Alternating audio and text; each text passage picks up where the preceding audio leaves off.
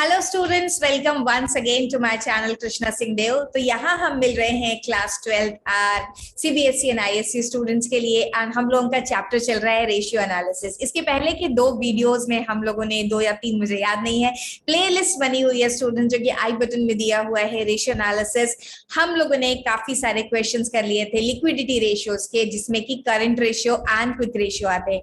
आज का जो वीडियो है, इसमें हम एक कॉम्प्रिहेंसिव प्रॉब्लम को सॉल्व करने वाले हैं। ये प्रॉब्लम है जब आपको एक टिपिकल काइंड ऑफ क्वेश्चन दिया रहता है, जहां आपको रेशियो गिवन होगा, चाहे वो करंट रेशियो है, चाहे क्विक रेशियो, और आगे के जितने भी रेशियो हम पढ़ेंगे वहां पर भी ये क्वेश्चन सेम रहने वाला है। आपको रेशियो दिया रहेगा और आपको सर्टेन सिचुएशंस दिया रहेगा, मतलब कि 4-5 कंडीशन दिया रहेगा कि एसेट का सेल हुआ, एसेट का परचेज किया गया, किसी करंट लाइबिलिटी का पेमेंट किया, या something like that. And then they will ask what will be the impact of this on your ratio, whether the ratio is going to improve, the ratio is going to decline, और the ratio is not going to alter. तो इन questions को solve करने का एक typical तरीका होता है, जिसको हम इस वीडियो में सीखने वाले हैं। Let's get started. मैं आपके साथ अपना स्क्रीन शेयर कर रही हूँ। So this is the particular question number 3। ये क्वेश्चंस आपको कहाँ मिलेंगे? ये आपको मुझे टेलीग्राम चैनल पे मिल जाएंगे, मेरे टेलीग्राम चैनल पर मिल जाएंगे, and in my app also under free study resources आपको ये मिल जाएगा। सोल्यूशन नहीं मिलेगा, आपको ये क्वेश्चंस मिल जाएंगे। चलिए, तो देखिए क्या है यहाँ पर। आपको जैसा मैंने बताया कि टिपिकल क्वेश्चंस दिए रहेंगे। यहाँ पर आपको करंट रेशियो दिया है विच इज 2:1। क्वेश्चन ने हमें खुद ने बताया, हमें यहाँ रेशियो नहीं निकालना है, हमें कुछ और काम करना है।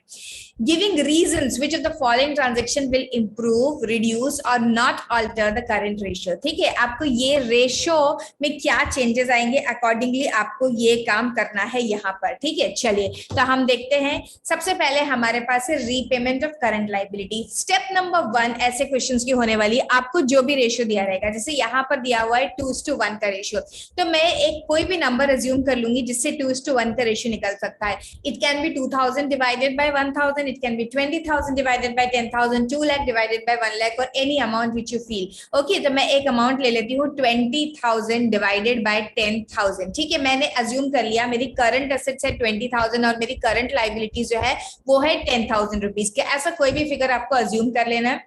उसके बाद जब भी आपको ये सिचुएशंस दी रहेंगी, इन सिचुएशंस के साथ कभी कभी अमाउंट दिया रहता है और कभी अमाउंट नहीं दिया रहता है।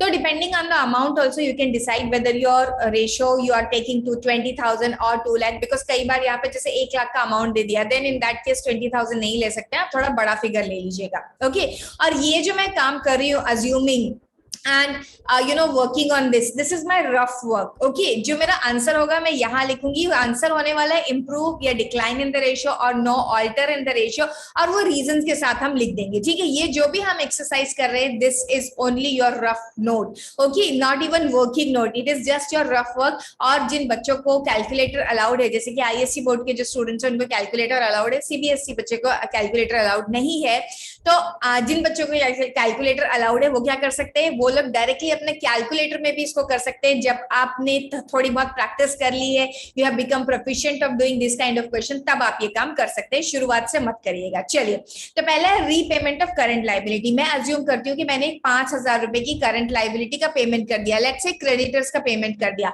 तो ऑब्वियसली न्यूमरेटर में से मैं 5,000 रुपीज माइनस कर दूंगी। क्यों न्यूमरेटर में से मैं 5,000 रुपीज माइनस कर दूंगी? क्योंकि उतने अमाउंट का मैंने पेमेंट किया है, तो कैश गया है।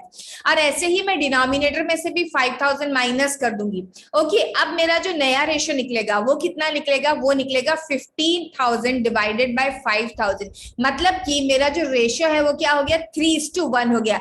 अब मुझे आंसर देना है, क्या मेरा रेशियो इंप्रूव हुआ, क्या मेरा रेशियो डिक्लाइन हुआ, और क्या मेरा रेशियो में कोई चेंज नहीं आया?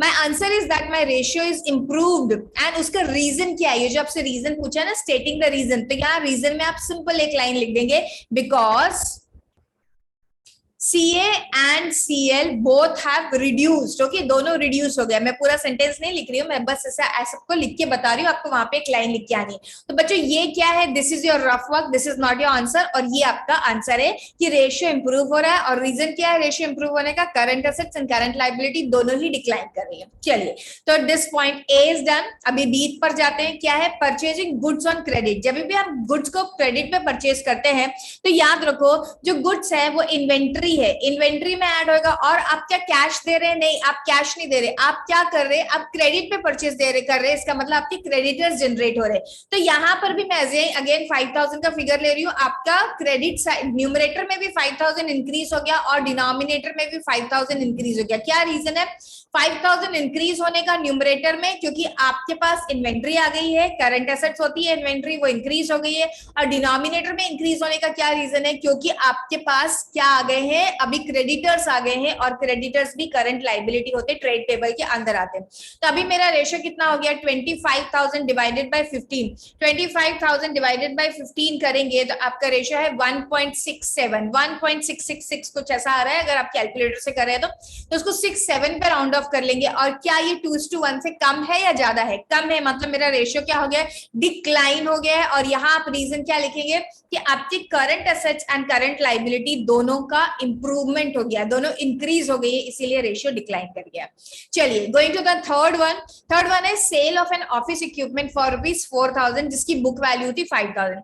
अब बच्चों याद रखो, अगर आपकी कोई भी एसेट किसी लॉस पर या प्रॉफिट पर सेल हो रही है तो वो लॉस या प्रॉफिट की बुकिंग यहाँ नहीं करनी है हमें, क्योंकि ये सिर्फ current assets and current liability है। यहाँ लॉस एंड प्रॉफिट की बुकिंग नहीं होती है। यहाँ पर जो कैश आएगा उस कैश की सिर्फ आपको बुकिंग करनी है। तो कितना कैश आ रहा है? 4,000 रुपीज का कैश आ रहा है। मेरा रेशियो मैंने क्या अज्यूम किया था कि 20,000 की एसेट्स है एंड 10,000 की मेरी करंट लाइबिलिटी है। मैं सिर्फ यहाँ पर ऊपर मतलब ओनली न्यूमरेटर में 4,000 को ऐड कर दूंगी। And now my numerator is 24,000, denominator has no change, it will remain same as 10,000। So 2.4:1 का मेरा रेशियो है। और क्या मेरा रेशियो इंप्रूव हुआ है? यस, मेरा रेशियो इंप्रूव हुआ है। तो यहां पर जाकर आप लिख देंगे इंप्रूव। रेशियो क्या हो गया? इंप्रूव। और रीजन क्या देंगे? Only current assets have improved, increased. ठीक है, चलिए नेक्स्ट है sale of goods 11,000, cost is 10,000। अब बहुत ध्यान से इसको करिएगा, इंपॉर्टेंट है। यहां पर क्या हो रहा है? यहां पर आपकी करंट लाइबिलिटी में कोई चेंज नहीं आ रहा है, लेकिन करंट एसेट्स में इंक्रीज भी हो रहा है, डिक्रीज भी हो रहा है। अब ध्यान से सोचो, अगर आप गुड्स को सेल करोगे तो गुड्स का मतलब क्या है? इन्वेंट्री। और अगर सेल करोगे, कैसे सेल कर रहे हो? कैश पे सेल करोगे, कुछ लिखा नहीं है तो क्या जनरेट हो रहा है? कैश पे भी सेल कर सकते हैं, क्रेडिट पे भी। यहाँ कुछ लिखा नहीं है तो जब भी कुछ नहीं लिखा होता है हम कैश पे सेल किया ये कंसीडर करते हैं। ओके, अब वैसे तो डेटर भी आपका करंट एसेट्स ही है एंड कैश भी आपका करंट एसेट्स ही है, कोई फर्क नहीं पड़ता। वो कितने पे सेल किया? 11,000 पे सेल किया हमने। ठीक है, तो हम यहाँ पर क्या करेंगे? मेरी जो करंट एसेट है वो मैंने कितने की अज्यूम करी है? 20,000 की अज्यूम करी। उसमें से पहले मैं 10,000 माइनस करूंगी। क्यों 10,000 माइनस करूं? इन्वेंट्री में से तो कॉस्ट पर ही माइनस करना होगा, इसीलिए वहां से 10,000 पे माइनस करेंगे और 11,000 ऐड करेंगे एज योर डेटर या कैश।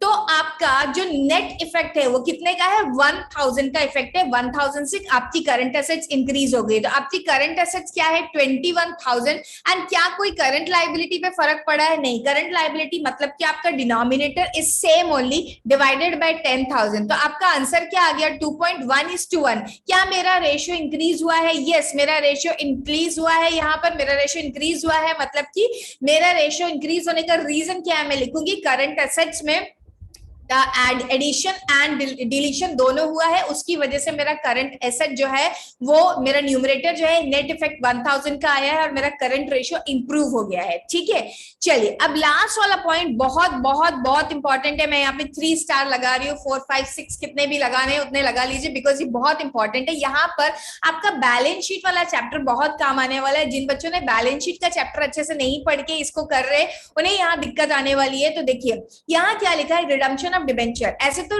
डिबेंचर्स जो होते हैं वो नॉन करंट लाइबिलिटी होते हैं, आपकी लॉन्ग टर्म बोरोइंग के अंदर आते हैं।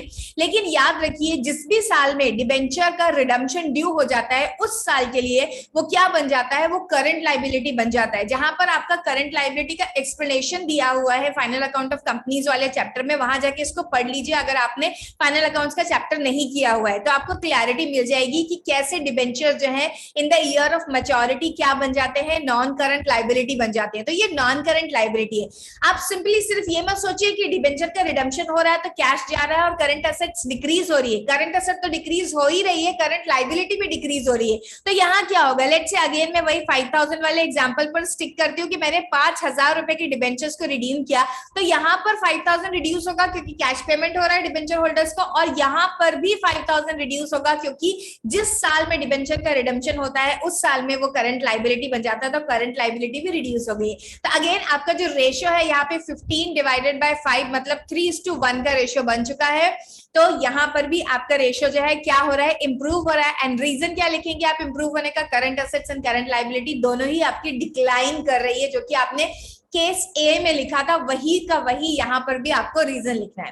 तो देखा स्टूडेंट्स कितना आसान है इस तरीके के क्वेश्चंस को सॉल्व करने के लिए, लेकिन आपका जो माइंड है वो कंप्लीटली अलर्ट होना चाहिए और आपको सारी लिंकिंग बनाना आनी चाहिए, आपके कॉन्सेप्ट जो है वो बहुत ही क्लियर होने चाहिए। तो आप इस तरीके के क्वेश्चंस को बहुत आसानी से कर पाएंगे, कोई भी दिक्कत नहीं होगी। और ऐसे ही इन क्वेश्चंस को हमको सॉल्व करना है जब क्विक रेशियो के साथ दिए रहेंगे, ऐसे ही इनको सॉल्व करना है आगे भी डेट टू इक्विटी रेशियो वगैरह में, ठीक है।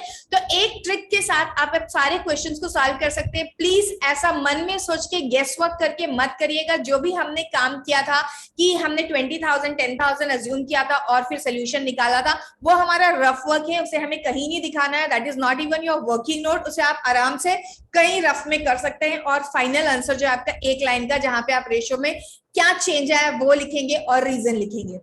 ओके चलिए स्टूडेंट्स, इसके साथ ही आज हमारा जो लिक्विडिटी रेशियो है इसको हम वाइंड अप करते हैं। हमने लिक्विडिटी रेशियो के काफी सारे क्वेश्चंस कर लिए, कॉम्प्रिहेंसिव क्वेश्चंस भी कर लिए। अब हमें मूव ऑन करना चाहिए हमारे नेक्स्ट टाइप ऑफ रेशियोज पे, और नेक्स्ट टाइप ऑफ रेशियोज है हमारे सॉल्वेंसी रेशियो। तो जब हम नेक्स्ट क्लास में मिलेंगे हम सॉल्वेंसी रेशियो स्टार्ट करेंगे, जहां पर आपका debt to equity ratio, proprietary ratio, total asset वगैरह, डेट टू टोटल एसेट वगैरह आता है। वो सारे रेशियोज का हम लोग कंप्लीट करने वाले हैं। चैनल को अभी तक सब्सक्राइब नहीं किया है तो चैनल को आप सब्सक्राइब जरूर कर लीजिए, और ये जो वीडियो है इसको शेयर करना और लाइक करना मत भूलिए, क्योंकि आप लोग मोटिवेट करेंगे तो मैं बहुत सारा और मटेरियल आपके सामने लेकर आने वाली हूँ। Thank you so much, have a great day, we will meet once again with some more new ratio.